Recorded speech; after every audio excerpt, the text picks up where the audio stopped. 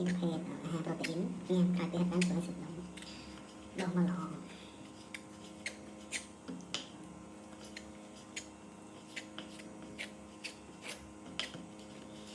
ពោះសាច់មាន់យើងហាន់ឲ្យវាហាន់ឲ្យដើម្បីឲ្យសាច់មាន់វាចូលសាច់ល្អពេលយើងច្របល់គ្រឿងទៅហើយចំពោះគ្រឿងគឺយើងដាក់តែអំបិលរ៉តឌីឯង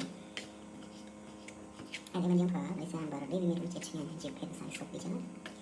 អញ្ចឹងយើងដាក់ចូលនៅក្នុងនឹងណាហើយដាក់ម្សៅរ៉តឌីទៅនេះហើយនៅក្នុងគ្រឿងរំងាស់ចំហុយជាមួយនឹងទ្រូងមាន់គឺយើងដាក់ពេលបោះជាមួយក្របដែរហើយយើងលាយគ្រឿងកងរួចទៅហើយបន្ទាប់ពីនោះគឺយើងយកទៅចំហុយ